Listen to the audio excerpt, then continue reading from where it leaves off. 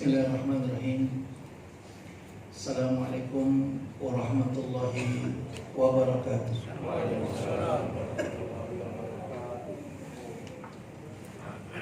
Alhamdulillah, wassalatu wassalamu ala rasulillah wa ala alihi wa man wala wa la hawla wa la quwata illa billah. Asyhadu an la ilaha illallah wahdahu la syarika lah wa asyhadu anna Muhammadan abduhu wa rasuluhu la nabiyya ba'dah. Allahumma salli wa sallim ala nabiyina wa qudwatina rasulina sayyidina Muhammadin wa ala alihi wa sahbihi wa man tabi'ahu bi ihsanin ila yaumiddin. Amma ba'du. Hadirin jamaah sekalian yang dimuliakan Allah Subhanahu wa taala, alhamdulillah sama-sama kita beribadah, mendekatkan diri kita kepada Allah, meluangkan waktu kita beberapa saat, sama-sama menambah wawasan pengetahuan kita tentang Islam, dan juga kita berharap pada Allah Subhanahu wa taala Allah berkahi waktu kita dan Allah sehatkan kita semuanya. Amin ya rabbal alamin. Hadirin jamaah sekalian yang dimuliakan Allah Subhanahu wa taala, pada kesempatan siang hari ini tema kita tentang masa kekhalifahan Ali bin Abi Thalib radhiyallahu anhu, Khulafaur Rasyidin yang keempat.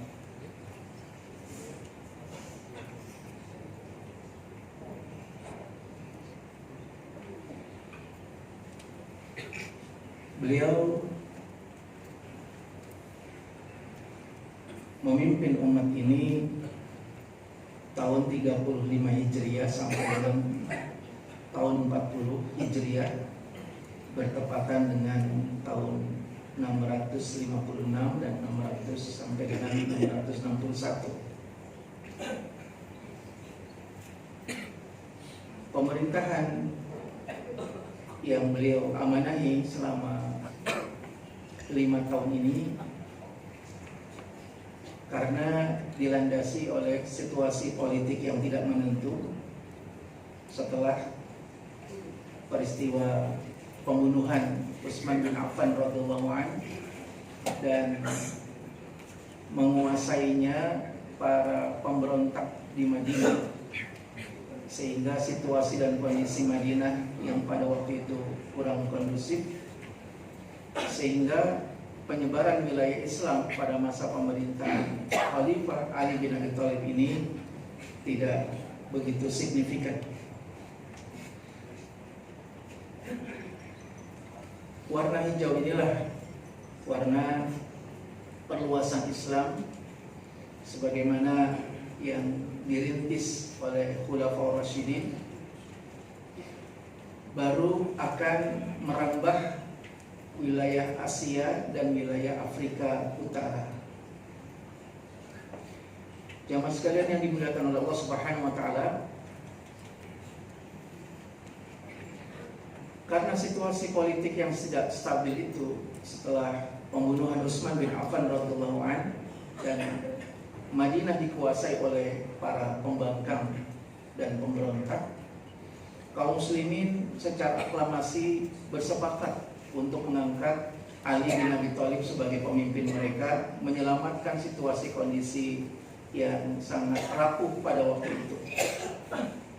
Jamaah sekalian yang dimuliakan oleh Allah Subhanahu wa taala, kita bisa membayangkan secara psikologis bagaimana Ali bin Abi Thalib mendapatkan amanah situasi yang berbeda seperti pada masa-masa pemerintahan sebelumnya. Abu Bakar Siddiq diangkat atas dasar restu para senior, orang-orang yang sudah mengawali Islam. Umar bin Khattab radhiyallahu anhu disepakati sebagai pemimpin mereka atas penunjukan Abu Bakar Siddiq radhiyallahu anhu sebelum wafat. Utsman bin Affan ditunjuk sebagai pemimpin kaum muslimin melalui formatur, lembaga formatur para sahabat-sahabat senior untuk menetapkan Utsman bin Affan sebagai pemimpin mereka. Sementara Ali bin Abi Thalib karena situasi dan kondisi yang tidak menentu itu, akhirnya kaum muslimin bersepakat melakukan pembaiatan secara massal dan memilih Ali bin Abi Thalib sebagai pemimpin mereka.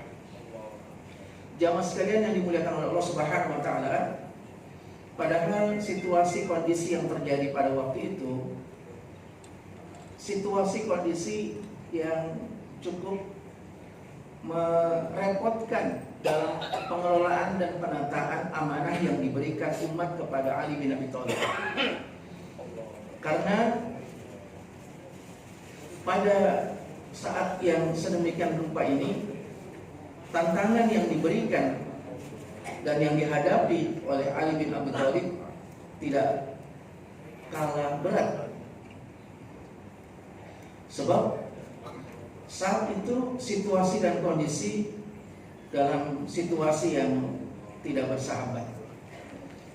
Jamaah sekalian yang dimuliakan oleh Allah Subhanahu wa taala, mengapa kaum muslimin pada waktu itu terbagi 4 kelompok? Kelompok yang pertama ini dari para pengikut Utsman bin Affan radhiyallahu anhu, termasuk kaum kerabatnya. Mereka semua menuntut balas atas kematian Utsman bin Affan radhiyallahu anhu yang menurut mereka sebagai bentuk pembangkangan sekaligus penghinaan terhadap pemimpin, karena mereka membunuh di rumah Utsman bin Affan setelah mengepungnya selama 40 hari. Mereka kemudian mengingatkan agar pembunuhan Utsman ini ditelusuri dan diselesaikan kasusnya. Lalu mereka menyepakati mencalonkan Muawiyah sebagai pemimpin kaum muslimin setelah Utsman bin Affan radhiyallahu anhu. Kelompok yang kedua, kelompok pengikut Ali bin Abi Thalib radhiyallahu anhu. Kelompok ini memandang bahwa sejak Rasulullah SAW wafat, Ali memang layak untuk memimpin kaum muslimin. Sehingga mereka kemudian mendesak pada situasi yang semacam itu untuk mengaklamasikan Ali bin Abi Thalib sebagai pemimpin mereka, terutama riak-riak di tempat yang jauh. Inilah situasi secara stabilitas sosial politik yang dialami oleh Ali bin Abi Thalib, di mana Madinah pada waktu itu dipenuhi oleh para pembangkang, sementara para pengikut Ali berada di wilayah Asia, wabil khusus di Irak. Itulah sebabnya pemerintahan Ali bin Abi Thalib kemudian memindahkan pemerintahan yang berpusat di Madinah, dipindah ke Najd, dipindah ke Irak.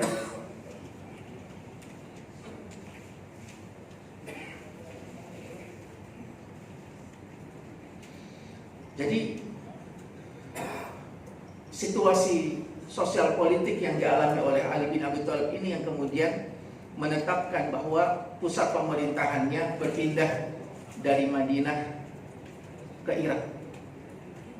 Jamaah sekalian yang dimuliakan oleh Allah Subhanahu wa taala, sehingga kemudian kita bisa menelusuri dengan sangat simpel mengapa para pengikut Ali yang kemudian mereka menamakan Syiah ini lebih subur dan banyak populasinya di wilayah Irak dan sekitarnya. Hadirin jamaah sekalian yang dimuliakan oleh Allah Subhanahu wa taala, namun ternyata di tempat itulah kemudian 5 tahun setelah itu Ali bin Abi Thalib terbunuh. Jamaah sekalian, kelompok yang ketiga adalah kelompok yang mereka mengklaim dirinya moderat. Moderat yang dimaksudkan di sini tidak memilih siapa-siapa, tidak memilih keluarga Bani Umayyah, para pengikut Utsman bin Affan radhiyallahu anhu, juga tidak berpihak kepada para pengikut Ali dan keluarga Ali bin Abi Thalib, juga tidak berpihak kepada siapapun. Kelompok ini menentukan pilihannya berdasarkan takdir Allah nanti sajalah. Bagaimana takdirnya Allah saja nanti Allah memberikan pemimpin kepada diri kita, sehingga cenderung pasif dan cenderung tidak melakukan aktivitas yang mungkin akan mempengaruhi situasi sosial politik di Madinah maupun di Irak. Dan ini, mohon maaf, mungkin ada banyak juga di antara para ulama-ulama yang dijadikan sebagai rujukan ahlul hadis bersikap diam mengamati situasi sosial politik pada masa pemerintahan awal Ali bin Abi Thalib radhiyallahu anhu. Yang keempat adalah mereka kaum muslimin yang menyepakati untuk kemaslahatan kaum muslimin. Kalau memang pengikut Utsman bin Affan mengajukan Muawiyah nanti akan memberikan kemaslahatan kaum muslimin, silakan. Kalau juga misalnya nanti Ali memberikan kemaslahatan kepada kaum muslimin, juga silakan. Jamaah sekalian yang dimuliakan Allah Subhanahu wa taala, kaidah prinsip dalam berjamaah ini menganggap bahwa yang didahulukan dalam amaliyah kaum muslimin secara kebanyakan adalah kemaslahatan. Hadirin jamaah sekalian yang dimuliakan Allah Subhanahu wa taala, maka 5 tahun masa pemerintahan Ali bin Abi Thalib ini termasuk pemerintahan yang kelam yang dialami oleh kaum muslimin, dan itu tercatat dalam sejarah di berbagai macam rujukan-rujukan buku sejarah kita. Sehingga orang-orang kemudian memandang rendah Ali bin Abi Thalib. Mereka mengatakan, kenapa pemerintahan engkau tidak seperti pada pemerintahan Abu Bakar, tidak seperti pada pemerintahan Umar, tidak seperti pada pemerintahan Utsman yang produktif, bagus dan memberikan kemaslahatan. Tetapi justru pada pemerintahanmu banyak terjadi kerusuhan dan kekacauan. Ali bin Abi Thalib memandang bahwa hal yang sangat mendasar ini adalah bagaimana kesatuan dan kesolidan antara pemimpin dan yang dipimpin. Sehingga ketika mendapatkan gugatan yang semacam itu, Ali lantas kemudian menjawab dengan kick balik yang sangat masyhur, dicatat juga dalam sejarah. Dia mengatakan, waktu yang memimpin kaum muslimin itu adalah Umar, Abu Bakar, Utsman. Model rakyatnya seperti saya. Tapi ketika saya memimpin, kenapa terjadi kerusuhan? Model rakyatnya seperti kalian. Jawaban itulah yang kemudian menjadikan sebagai landasan mengapa pijakan situasi sosial politik berbeda antara pemerintahan sebelum Ali dengan pemerintahan Ali bin Abi Thalib radhiyallahu anhu. Mengapa? Karena kaum muslimin pada waktu itu terlibat pertempuran yang belum pernah terjadi pada masa sebelumnya. Ada 2 pertempuran besar. 30.000 kaum muslimin dikerahkan untuk saling berhadapan. Pertama namanya Perang Jamal. Dinamakan Perang Jamal karena pemimpin dan komando perang itu menggunakan onta, yang pada waktu itu dipimpin oleh Aisyah radhiyallahu anha. Hadirin jamaah sekalian yang dimuliakan oleh Allah Subhanahu wa taala,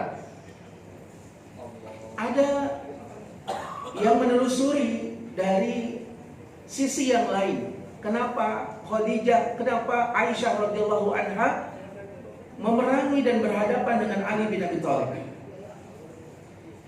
Saya beberapa referensi saya baca, ada satu hal yang menarik dari yang saya baca ini. Aisyah berhadapan dengan Ali bin Abi Thalib, menurut penulis sejarahnya ini, karena kaitan peristiwa yang pernah dialami oleh Aisyah radhiyallahu anha dengan peristiwa yang disebut dengan sebutan hadisul ifk, berita dusta, yang pada waktu itu nyaris Rasulullah SAW akan menceraikan Aisyah radhiyallahu anha. Keputusan Rasulullah SAW akan menceraikan Aisyah radhiyallahu anha ini karena berita yang tersebar di seluruh penduduk Madinah, Aisyah selingkuh.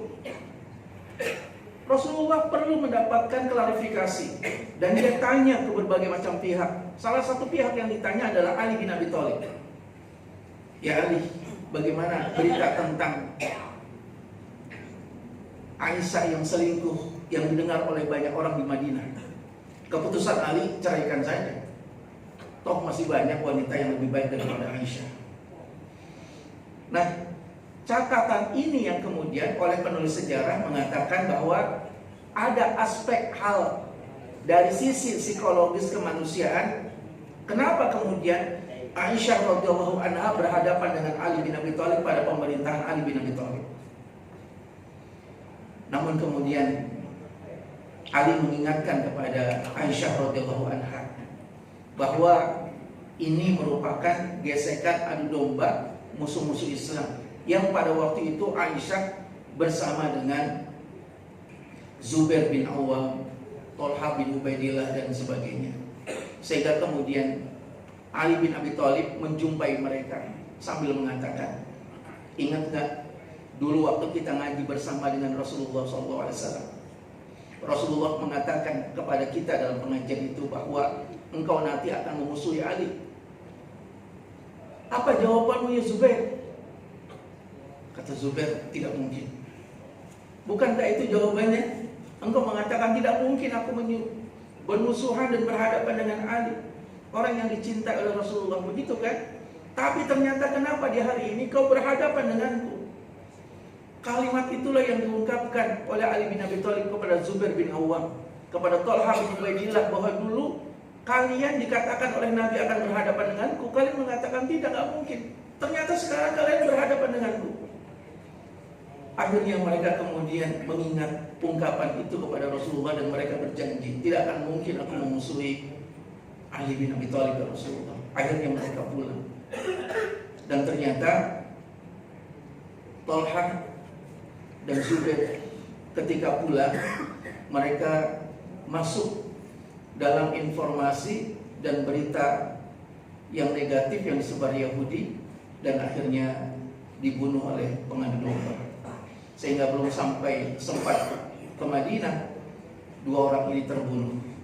Aisyah lah yang selamat sampai Madinah dengan mengendarai unta, sehingga kemudian peristiwa ini dikenal dengan sebutan perang Jamal, perang para komandan perangnya menggunakan unta.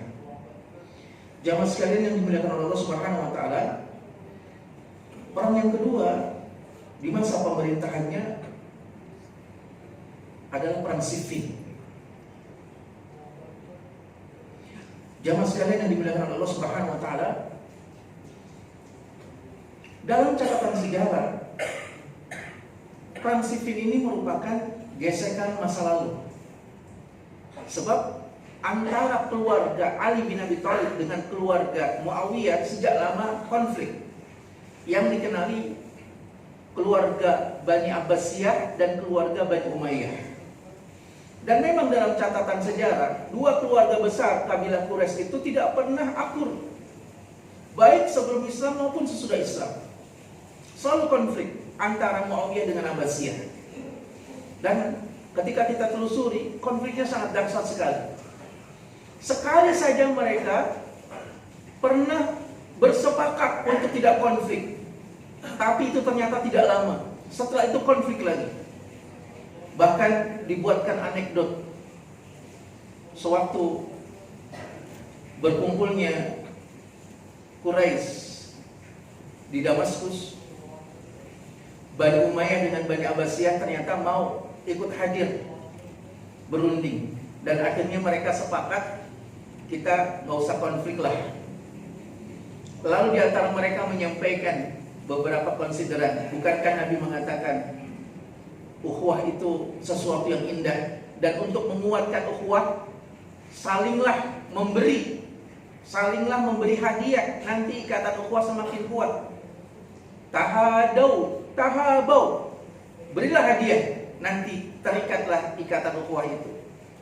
Akhirnya mereka sepakat, baiklah kalau gitu hari ini kita wujudkan menghilangkan konflik di antara kita dengan saling memberi.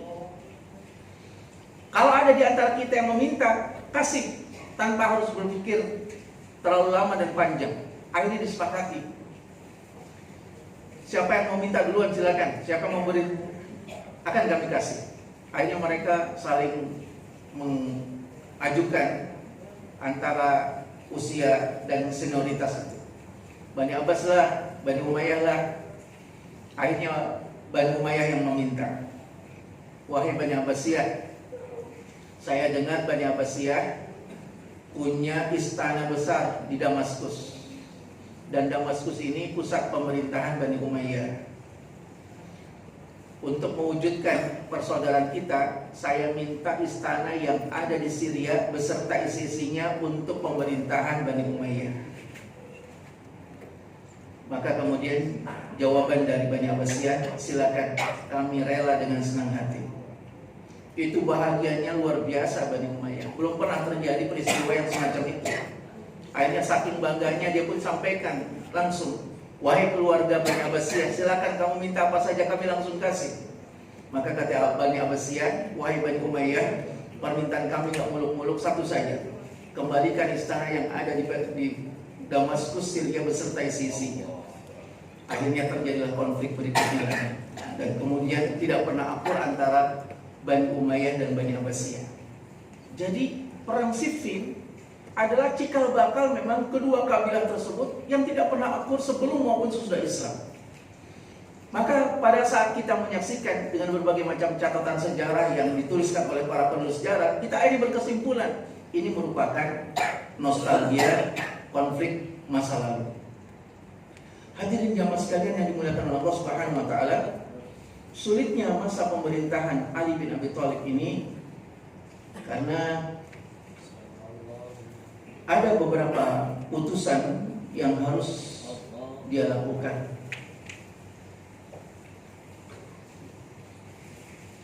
Putusan yang pertama, kepala pemerintahan, kepala daerah yang pernah diangkat pada masa pemerintahan Utsman bin Affan akan diganti, dan kemudian dikirim pemerintahan yang baru dengan penunjukan Ali bin Abi Thalib terhadap petugas-petugasnya. Ini tentu tidak mudah ketika para gubernur-gubernur itu sudah ajak menjabat satu otoritas wilayah. Jamaah sekalian yang dimuliakan oleh Allah Subhanahu wa taala, apalagi pengelolaan wilayah pada waktu itu masih sangat sederhana. Jadi dua situasi. Situasi yang pertama, ketika seseorang sudah merasa nyaman sebagai pejabat publik diganti agak berat. Yang kedua, pada situasi dan kondisi otoritas wilayah ini harus tumbuh karena baru diamanahkan kepada kaum muslimin. Beda halnya setelah peristiwa berikutnya atau sebelum Islam. Ketika sebelum terjadi perluasan Islam, orang ditunjuk jadi gubernur, orang ditunjuk jadi amir, orang ditunjuk jadi pemimpin, itu biasa saja. Bahkan dengan lapang hati memberikan kepada yang lain, dan mereka mengatakan innalillahi wa inna ilaihi raji'un. Tidak ada perasaan yang memberatkan hati, tapi ketika melihat ini adalah sesuatu yang sangat mereka gemari dan mereka cintai, menjadi konflik. Yang kedua, pada masa pemerintahan Utsman bin Affan radhiyallahu anhu, mereka sudah membagi-bagi otoritas. Kalau daerah Afrika siapa, daerah Asia siapa, daerah perluasan sampai ke utara siapa. Jadi sudah ada pembagian otoritas kekuasaan. Bukan hanya sekedar membagi tanah yang mereka miliki, tapi otoritas-otoritas yang ditetapkan oleh Utsman bin Affan ini yang kemudian orang-orang menganggap ini KKN. Kalau hal yang semacam itu terus dilanjutkan akan menjadi berat pada perjalanan berikutnya. Hadirin jamaah sekalian yang dimuliakan oleh Allah Subhanahu wa taala, dengan situasi kondisi yang sedemikian rupa ini menjadi batu ganjalan yang cukup besar, sehingga skill maupun kemampuan Ali bin Abi Thalib ini dipandang oleh para penulis sejarah menjadi tumpul, sehingga 5 tahun pemerintahannya tidak produktif. Perluasan Islam sebagaimana yang pernah dirintis oleh pemerintahan terdahulu tidak terjadi. Dan akibatnya mereka menyimpan satu persoalan kegeraman terhadap Ali bin Abi Thalib disebabkan masalah yang mereka ajukan belum selesai-selesai, belum juga terwujud. Sehingga kemudian pada tanggal 19 Ramadan ketika Ali bin Abi Thalib memimpin sholat subuh, beliau dibunuh oleh Abdurrahman ibnu Muljam. Dan pembunuhan ini diketahui oleh khalayak ramai, terurai khususnya, kemudian orang-orang memberikan pertolongan yang tidak bisa merubah kondisi kesehatan Ali bin Abi Thalib, sehingga pada tanggal 21 Ramadan beliau wafat. Jamaah sekalian yang dimuliakan oleh Allah Subhanahu wa taala, akhirnya muncul persoalan yang berikutnya. Ketika Ali bin Abi Thalib ini wafat karena terbunuh, yang disinyalir dilakukan oleh Khawarij, para pengikut dan keluarga Ali menetapkan untuk menuntut balas. Yang pertama. Yang kedua, mereka ingin mengamankan di mana nanti Ali bin Abi Thalib dimakamkan, karena para pengikut-pengikut Ali bin Abi Thalib ini begitu sangat fanatismenya terhadap Ali bin Abi Thalib, sehingga disebutkan di dalam catatan sejarah Ali bin Abi Thalib ini tidak diketahui di mana dimakamkan, dan pemakamannya dilakukan secara rahasia. Baru belakangan setelah pemerintahan kaum muslimin normal dan nyaman, karena pada waktu itu sebagian keluarga kaum muslimin langsung mengangkat Hasan bin Ali bin Abi Thalib sebagai khalifah yang kelima setelah Ali bin Abi Thalib. Tapi Hasan menolaknya. Setelah diangkat sebagai khalifah yang kelima, Hasan mengumumkan memberikan kekhalifahan ini kepada Muawiyah. Ini yang menimbulkan kekecewaan kaum muslimin, sehingga kemudian Hasan dari Irak pulang ke Madinah bersama keluarganya. Saat itulah orang-orang melecehkan keluarga Ali bin Abi Thalib. Kamu sudah ditunjuk secara aklamasi untuk memimpin kaum muslimin sebagai khalifah kelima, ternyata menolaknya. Padahal ini adalah amanah yang diberikan oleh Allah Subhanahu wa taala. Dari Irak sampai ke Madinah, perjalanan yang ditempuh oleh Hasan dan keluarganya selalu dinistakan oleh orang. Ini yang membuat kaum muslimin sangat bersedih hati. Mereka memperlakukan zuriyah Rasulullah, keturunan Rasulullah SAW dengan perlakuan yang tidak layak. Padahal Nabi SAW mengajarkan kepada diri kita untuk memberikan perlakuan yang layak kepada zuriyahnya. Sama halnya ketika Hasan dibawa-bawa sejak kecil di Masjid Nabawi, yang pada waktu itu Rasulullah SAW sampaikan kecintaannya kepada Hasan, dan Nabi mengatakan, siapa yang mencintai anak ini akan mendapatkan kecintaanku, dan siapa yang memberikan kecintaannya untuk anak ini, Allah juga mencintainya. Karena pada waktu itu orang-orang tidak nyaman ketika Hasan menunggangi Rasulullah SAW ketika sedang sholat, sehingga mereka kemudian mengatakan, jangan perlakuan itu pada Rasulullah. Rasulullah marah. Rasulullah tidak suka, biarkan dia perlakukan dan dia mainkan diriku dengan mainan keinginannya, karena aku sangat mencintai Hasan.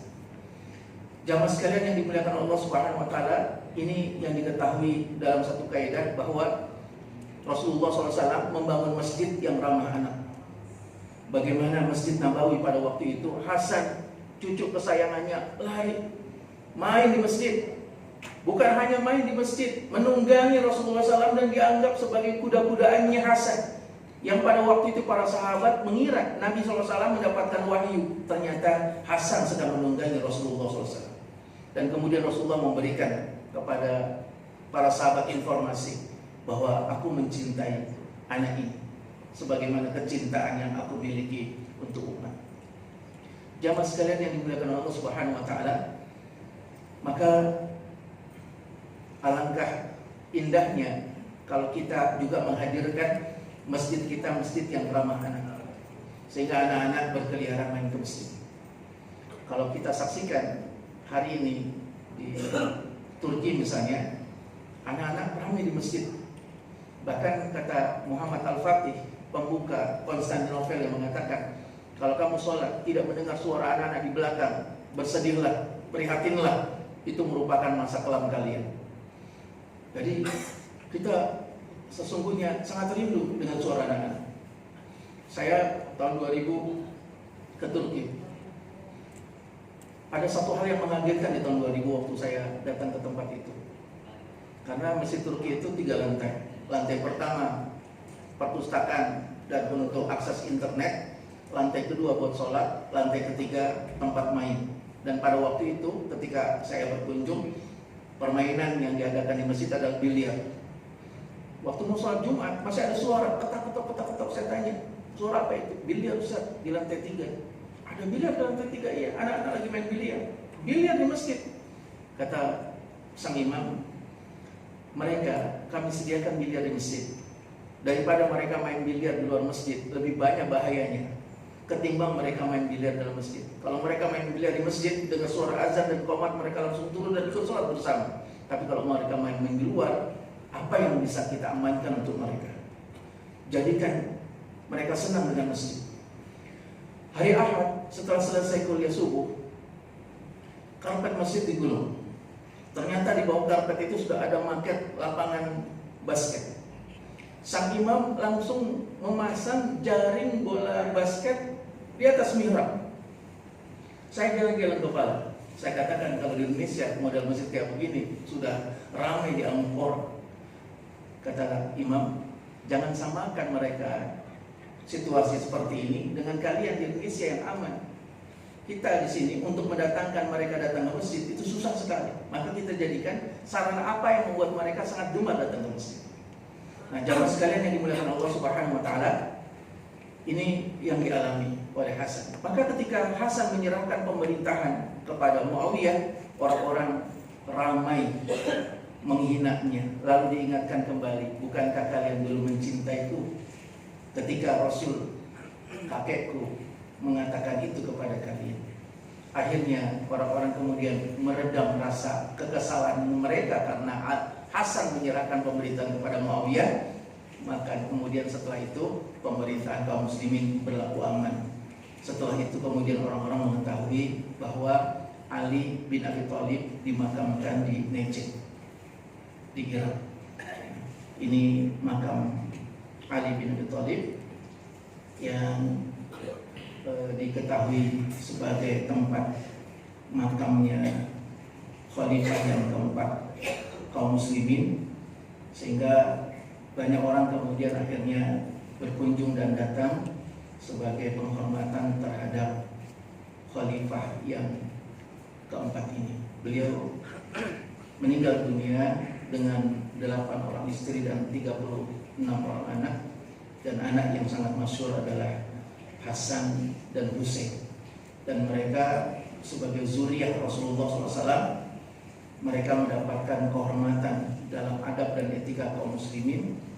Maka mereka sering disebut dengan sebutan syarif, syarifah, sayyid dan sayyidah. Dan mereka tidak menikah dengan keturunan yang lain untuk menjaga sifat genetikal yang baik yang Allah Subhanahu wa taala turunkan dan berikan kepada mereka. Jadi amatlah sangat wajar kalau keturunan Rasulullah SAW menjaga kehormatan mereka dengan cara membiasakan genetikal kebaikan berputar di kalangan mereka. Itu terjadi ketika Hasan memakan kurma di masjid. Rasulullah SAW tahu. Rasulullah rogoh mulutnya, mengambil kurmanya dan dimuntahkannya kurma itu. Orang-orang mengatakan, biarlah ya Rasulullah, Hasan kan masih kecil, gak apa-apa dia makan kurma itu. Tidak, kata Rasulullah, dia zuriyahku, dia keturunanku, dia gak boleh makan kurma sedekah. Maka kemudian orang-orang memahami bahwa begitulah zuriyah Rasulullah SAW.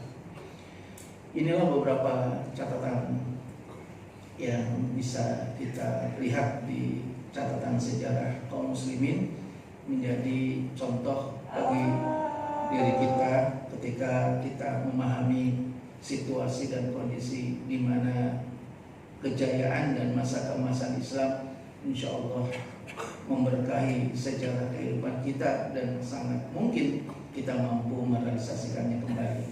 Semoga Allah istiqomahkan kita dalam Islam. Semoga Allah Subhanahu wa taala berkahi waktu kita dan mudah-mudahan Allah sehatkan kita semuanya.